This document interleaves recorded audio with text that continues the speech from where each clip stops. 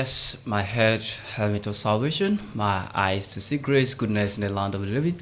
My ear was an ear to the information of good news, joy, gladness. My mouth, knowledge, say conformity with your will. My tongue, a path of life. My chest, breastplate of righteousness. My girdle, the girdle of truth. My feet, the gospel of peace. My left hand, the shield of faith. My right hand, I put on the sword of the Spirit, and my whole body, the law armor of God. It's niche with Matthew. I say a very big thanks to you for those of you that are just joining us for the first time. This is Niche, and we welcome you to AYOGEN Studio. First, we have to say thank you to all now the director, engineer Ade, engineer Falegan. We want to say thank you to you, and also to our bosses. We say thank you to our studio manager, Mr. Alde Dokun Isaiah, and also special thanks to our studio engineer, Mr. Adeyemi, and his friend, those that are on the board. We have to sincerely appreciate also our own very boss, Ogatia, for this privilege and this opportunity you've given us to us today. Our dear listeners, we are here again. This is Niche, and I hope you've been fine. I hope you've been good. It's been a while actually. This will be the first of its kind that we will be making. But I hope we meet you well, and I hope you are fine. I hope you're good from everywhere. You listening to us right now. It's AYOGEN Studio, and I hope you are fine. So we have to start the program today. On each what we actually what's the niche. I mean, the program this is actually going to different aspects. We go to different professions in life. It's the area of their specialization. We see what they are into. We talk about psychology. Sometimes we talk about professions. We go into medical. We go into it might be education. We go to different niches just to bring you something. And today is not going to be It's not going to be different because we have something actually to dish out. And before we continue, I'm glad to tell you that I have a guest here. I'm not going to be the only one that will be taking this program together. And I have my guest here with me here, and I'm very sure he's going to be the one to introduce himself, because he's one here, so there's nothing I can actually say on his behalf because he's here, and I'm sure he's going to be the one to to say much about himself. So I'm using this privilege and this honor to welcome our guests into the studio. Our guests, you welcome, sir. Thank you very much, sir. We're really glad to have you here at your studio. Thank you very much, sir. Please, our dear listeners, they want to know your name, they want to know why you are here, they want to know more about you, sir. Okay. My name is Femi Robert. I am a counseling psychologist, and thank you very much, sir, for bringing me on today. And I pray that this program will be successful. Amen. And people will learn from it greatly. It's successful already because we talk by faith, and Okay. God says that faith already is in us, so we believe that the Of program course. is no. Okay, the topic we are going to be discussing actually is going to be something broad, and I will urge our dear parents at home and even our children at home to pay kind of attention because it is what that is going on in the society presently. And if we don't actually say something necessary on it, if people don't know their stand, especially parents, it might become something else because we see, well, especially when it comes to teenage, by the last time we checked the average age of every Nigeria, I think it's in between 16, 17, 18, the average age of this Nigeria we are. It means the more, the populace, the most, what's it called, is youth. They are youth. The youth, They are and the we are talking about teenagers. 16 teenagers, 16, 17, 18. So, and that is a stage that if a child, actually a daughter, or actually meets it, it will be something very, very difficult to actually, to meet up again later, especially that stage of being a teenager. So if a particular son, or daughter or a child actually miss that, that stage, it will be very, very hard for such a child to actually get it up by the time he or she gets to that adulthood. And that is why we have it that parents, don't lose your child. parents, don't lose your children. That is actually what we have to tag today's what we call topic actually. So we discover that a lot, especially the female child in our home. Once the child is 16, 17, 18, we talk about overprotective of parents. We talk about how parents actually relate with their children. Can their children be confidently open up to their parents, know what is happening to them? Some will go to school, they will even want to go back. You say go home, some will not even want to go home because they know that once they get to that home, that may not be like, I can call it, it's not that freedom, but I can call it freedom because they know that they are being we call something regimented. Regimented is either you like it or not. There are plans that you must follow, not from your own will, but it's actually from it's like a setting that either you like it or not, you must follow. So the parents are making it regimented for their children, especially for their world. By the time they get home, so some students or some children, they feel like, okay, they get home, since this is already, so this fear is already in them. And if they find it very difficult to be vulnerable, not to open up to their parents, actually, we don't know, by the time they grow up in life, that fear, it might even bring about the inferiority complex, in them, that they will not even have that confidence to talk to their peers, by the time they grow. So, and that is actually, we're talking about parents, don't lose your child. So, if I'm talking about lose now, it's not about death, it's not about sickness, we are talking about you, losing your children to the world. To what is not supposed to be exposed to. There's a way you embrace your child with love. There's a way you relate with your children, and they will feel more comfortable. They will feel more welcoming at home. They will know that, yes, I have a parent that can listen to me. I have a parent that have a listening ear. If I get home, I will meet that comfortability at home. So but some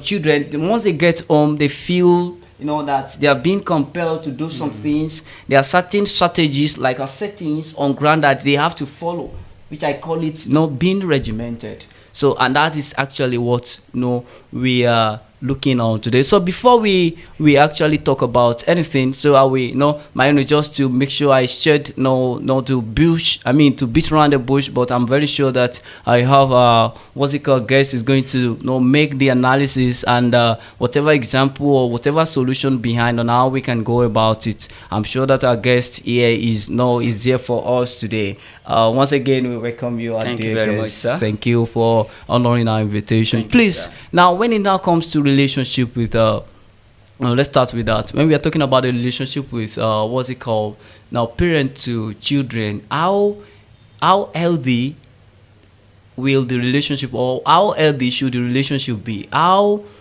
do parents relate with their children? Let's start from there, our dear guest. Okay, thank you very much for the opportunity. First, I love this topic. Don't lose your child. Yeah, it's a very great topic indeed. Yes, I'm still young, but I was born in the late 90s, and I still met the old way our parents deals with child upbringing. The old ways. The old ways, I would say archaic. a very, very archaic way, a very old way of dealing with children those days. Those days is more of beating, more of monitoring, and all of that. Yes, it works those days to some extent, but I think the danger in it is more than the benefits. Disadvantage of using force or keeping children in one place, try to keep them, in some houses, in some home, you'll be like, don't go out, don't play this, don't play ball, don't move with this. And when they see you, especially as a girl child, with a male, a male person, like a male gender, then male friend, your daddy either beat you or shout or do this or do that. Thereby, they lose us. Then they lose the children. For example, you saw your daughter, and your daughter is actually moving with a guy. And instead of you to be wise about it, the only thing they can do then is to bring that girl. They will flog her. Sometimes they will bring her for, then we use this small phone. In fact, Android is not that common. So they will, let me see your phone. They will check text messages, test all of this. But the more they do this, they do not realize that they are actually losing their child. The more they complain, the more they beat that child, they don't want to do anything. That's why you see most of our children, when they go out, when they are in school or when they are in any place outside there, they are very free. They laugh, they talk, but the moment they enter their house, they become calm, they become gentle. Because everything is regimented. Yes, because the parents, the mother, when they even say something, they'll be like, where do you hear that from? Where do you do this from? They are not free with their parents anymore because they are too harsh. So what I would have just suggest, in my own opinion, I think, so that our parents will not lose their child, especially, though it's both male and female, but especially as for female child, there was this woman who told me some times ago, it's a real life story actually. The girl goes to school and for some time the girl has been feeling somehow. The mother begins to notice that something is fishy. She's not the way she behaves, the way she composes herself. And this girl is around I think it should be around age 14, 15, 16. I think that was the main age. That's the very, very sensitive age. Then when she got home that day, the mother called her. What I want to say now, I wish all parents could actually imbibe this method. The mother called her, my daughter, this kind of smiling face. How are you? You are looking good today. So pretty. See my daughter. In fact, the girl was feeling herself and at the same time kind of shy. Then mother called her. I know you have a boyfriend already. The kind of talk. You have a boyfriend already. The daughter was like, mommy, like boyfriend. Saying it jokingly. Tell me, I'm your mother. You have a boyfriend. Do you think I don't know? Just like that, the child was smiling and laughing. Oh yeah, come tell me. Do you think I would beat you if I heard about it? No. And with that, the child was able to open up. That girl open up to, okay, so person asked me out yesterday. He said this to me. He said he will do this to me. He will do this for me. He will do this for me if I can agree to be his girlfriend.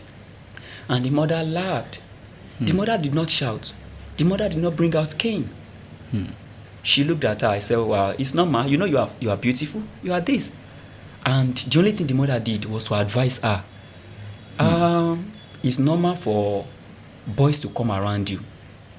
It's not a problem. But when they come, just always tell me. Let me know. Tell me whatever that happens.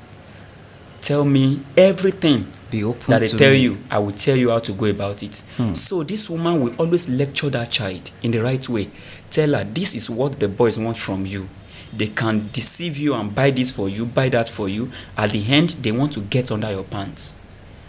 Then the child, in the process, became a friend, not just a daughter, a friend with the mother. To a mom. Yes, with her mom.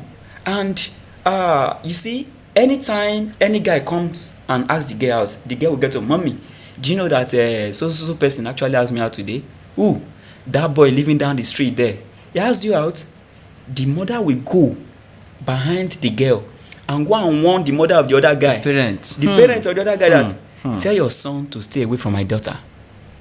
If the woman actually said, when the woman noticed that the woman begin to monitor that child, any little thing, the woman start flogging that girl, start doing this. As time goes on, that woman will lose her daughter.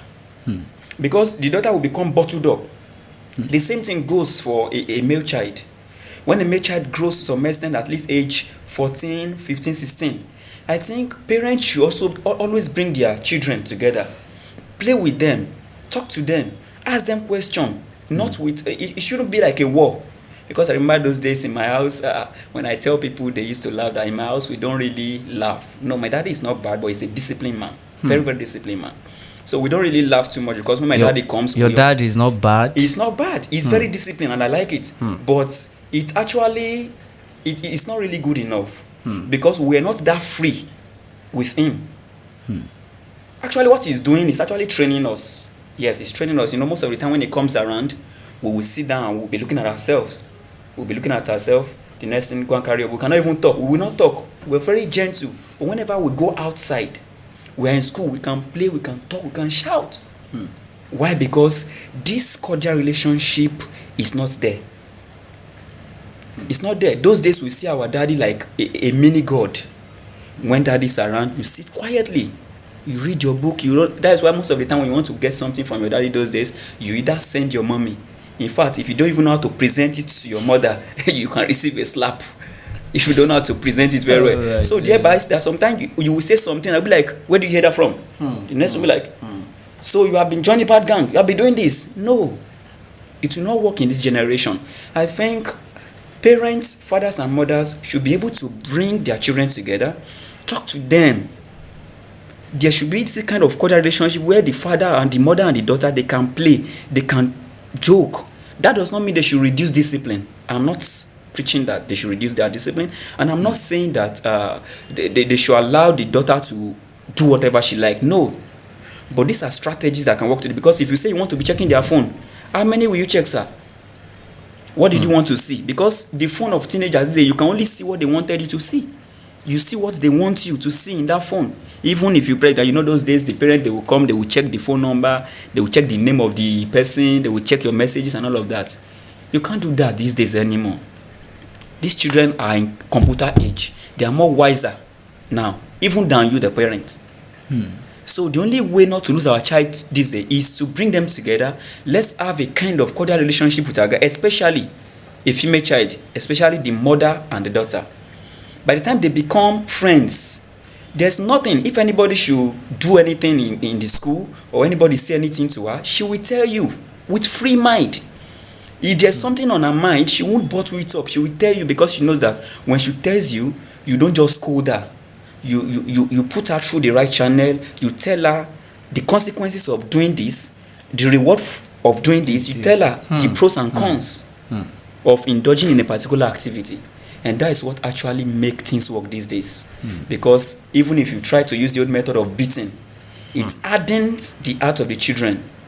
When they get to some stage, and that's why sometimes when they get to some age, the moment they get out from your care, like they are now maybe in degree 1 university, things that you ought to have taught them, but you are always over serious at home as a parent. You are too serious, you are too you are not. There's not even a day that the child can even remember that, okay, me and my mommy, me and my daddy will laugh together, we'll play. You are just too serious, you will lose your child. And when your child gets out of the home, she becomes something else in the process. Wow. So I think that is my advice for parents, and what I think work best for this present generation. Wow.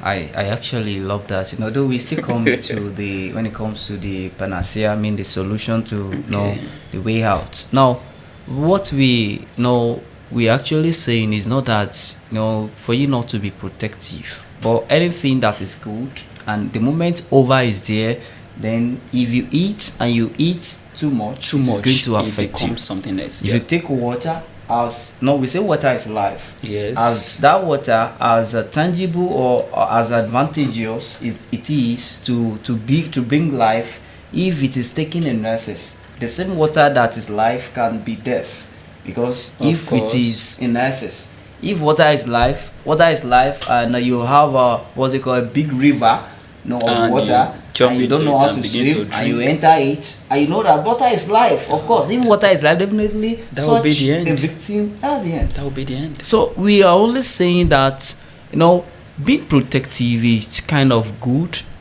and it's kind of the best. But when it comes to overprotective, I think we need to elaborate that part further. Now please, when we're not talking about being overprotective, what can you say on that, our noble guest? Okay, being a harsh parent and being an overprotective parent is two different things. Being harsh and being overprotective, they are two different things entirely. If a parent is being overprotective, it might be due to experience. Maybe from their youthful days, or they have a kind of post-traumatic disorder, or they kind of have a particular trauma they've actually went through in the time past, which they will now vow that, okay, fine, if I have my daughter today, I will make sure I protect her, I will make sure she did not go to this place, she did not go to this place. In that process, they forget that what works for them then might not really work for that child presently. So an overprotective parent, mother or father, for example, I went to a particular shop one day. The girl was actually my student. When I get there, the girl was unable to greet me very well. She's a female student. She's unable to greet me. You know, sometimes in school we greet, we play very well. But when I get to her shop, I wanted to buy something from my mother, and the way the mother responded, I greeted her. She couldn't greet me very well. She was looking at her mother. So I think there was another time I went there too. The mother was on bike outside the shop. I met the girl alone in the shop. So the mother have to come down from the bike and start asking, "Sir, what do you want? What do you want?" You understand that? So you don't really know what that kind of parent has actually passed through. But the only thing is that if a parent is overprotective, he or she will definitely lose that child. Because one, the child will not be free. There are some things that the child will just see that, "Mommy, this is nothing. Why are you saying I should not do this? I should not go out with my friend. I cannot even talk to, I can't even go close to a male student or a male, the other gender. I cannot talk to the opposite gender at all." Because the moment the child started talking to the opposite gender, the next thing is that, "What are you doing? What were you people discussing?" And when the child feel interrogated, or let me say the child will feel interrogated, and thereby the child will withdraw, begin to withdraw little by little, and the mother will hardly know who her daughter is. And most of the time, friends of a child in the school knows that child better than the parent, because the parents did not give room for cordial relationship. Even if you want to protect your daughter, you want to protect your son, there should be limits. Don't make them feel like, okay, they're kind of passing through a kind of rigorous training or a kind of a lecture, and it can even affect them. Inferiority complex might set in. They become calm at home, gentle. Their social life will be reduced.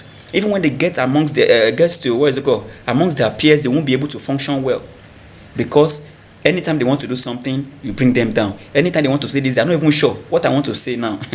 Will my mom may talk or will she not talk? They're kind of scared. So if you are overprotective, don't do this, don't do this, don't do this, don't do this. But instead of doing, I'm not saying you should not protect your daughter, you should not protect your son, but instead of doing that, just call them. Talk to them like mother and daughter, mother and son, father and son. Talk to them. Tell them the pros and cons. Talk to them. Ask them questions. How was school today? How is school today? Or how was school today? How did it go? What are the things you did? Your friend, ask them questions. And when you are asking them, don't let that question feel like you are interrogating them. Don't let it feel, yes. Don't let you like, okay, you kind of interrogating them, they will begin to suspect you. Where's my mommy going this afternoon? Where's my daddy going this afternoon? So the only way is that just tell them, train them, talk to them. Tell them this is not good, this is not good. Does not mean you should not discipline them when you are supposed to. Yes, discipline them. Scold them when you're supposed to scold them. Tell them this is right, this is not right. So in that process, your child, your daughter will open up totally to you. Thereby, you will not lose your child. Because if you are too overprotective, the moment that child gets out of your nest, it's gone. Because things you did not allow her to do inside, things you did not even imagine she can do, or things you don't even imagine she is doing, but she'll be doing them secretly. And you might not know. Yes, you might not know. And that's why some students today, when they get to the university, the way they will dress and the kind of things they will put on and all of that, when they are going back home for holiday, they will clean it up. They will come back. This churchy dress again. Oh, yes. Put on, what's yes, it called? because the mother did not give them proper education, or the father did not give them proper education. Yes. But when you are overprotected, they don't even know what to do. The moment they get out of that place, they will be influenced by their peers. They don't even know where to turn to, whether right or left. Wow. So I think that's eye-opening. So it's good to protect our children, but overprotective sometimes make you lose your son and your daughter. Oh, thank you, dear guest. No, I know you are always there, and know the way you give an analysis on actually. So, dear listeners at home and viewers, I know you are still listening to us, and this is Niche at AYOGEN Studio. Actually, my name is Matthew Ashawale. If you are just joining us, and together with me, I have my guest, Femi Roberts. So we're actually talking on the relationship between our parents and their children. how do parents actually relate with their children, so that there will be this means of being opening up, and now you knowing what is going on in your child, you knowing what is actually happening currently, some of the things, especially when it gets to this this teenager age, so that you're able to get some things out, you being friendly with them. And another thing we have to actually dwell in now, because of our time, so that we're about to exhaust the topic there we have here, so that we'll be able to round it off on today's program. We're actually talking about the external factor. We're talking about the internal factor, and now we are only doing this because most of the nowadays children we have, especially when they get to the university, as our guest as rightly said, the moment they get to the university, and there's this they have that freedom, they have that belief, and they can do and undo, and if I know they are being constrained by the time they get, that constraint is like the constraint factor is like from school to home, before home to school, but the moment they gain admission, the constraint has been wide, like it has been lessened, and they have this freedom. And that it means some a semester lasts for like 3 months or 6 months, thereabout. So we have some students or children, they will be on campus for like 6 months, not going home, not seeing their parents. They even prefer staying. Some even prefer due than to coming home. what they faced, and that trauma, it can serve as something to them. So we know of that, and actually that is why we're not saying that it should not be protective, but there are measurements, there are level to it. Now we are not talking about the external, because though the internal is like the main aspect of it. Now if you're talking about the external now, there are factors that can also affect children, of course, in terms of peer influence, like the kind of friends they work with, the kind of friends they make. Some they don't even know, they don't have anything about an idea, or maybe about something. They actually come across it. Maybe it's either they have it from friend, which is peer influence, or through social media. Those are the two trending things according to what they call analytical data. And that is why, I'm sorry, sir, and that is why I actually said, if the correction comes from home, if everything internally is set, definitely, even if the child is already mingling with bad peers, the child can easily open up at home. The child can easily tell the father, tell the mother whatever is going on, and they will correct him. They will correct her. I think for external problems in our children to be solved, it must be resolved first internally. Wow, I love that. And before we round it off for today on today's program, because of time, dear guests, I don't know if you have one or two things to to just make it in some of a summary. Okay. And from there you greet the all our dear listeners and viewers at all. Thank you very much, sir. What I would like to say is, children are our future. Our children is our pillar at the same time. So let's take proper care of them. Let us, well, at least friendly to some extent. I am not saying we should not discipline them. Let's bring our children together. Let's have cordial relationship with them, so that we will not lose them. I remember my humble self, Femi Robert, a counseling psychologist. Thank you, sir. Wow, dear Grace. Now we are actually grateful to you. You made this content, this topic very easy for us. In terms of the analogy, the example you have given so far. So our dear listeners, especially parents and the children, I mean, in that bracket I'm talking of, because the average, as I said, according to data, what's it, analytical data, the average Nigeria we have, they are actually 16, 17, 18, that is teenager.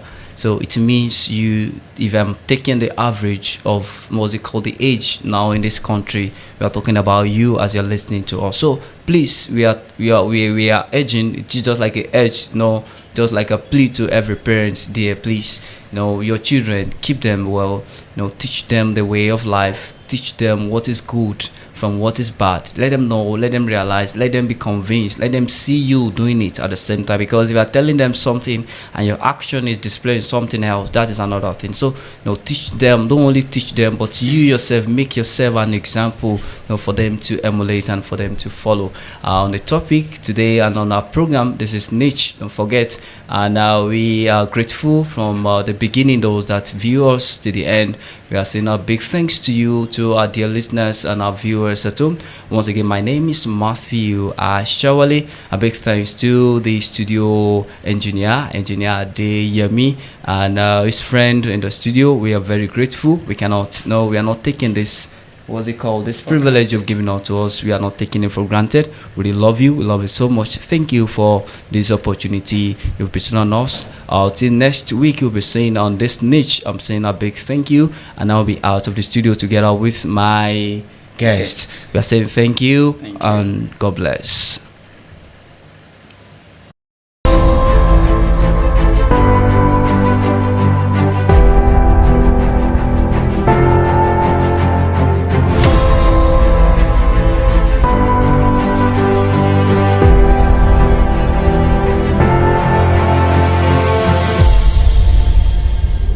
Hello, welcome to AYOGEN Media House. We offer exciting services like events coverage, event live streaming, studio live streaming session, music studio recording, TV session, news broadcasting, podcast session, and many other exciting services. Here at AYOGEN, we innovate, we inform, and we inspire.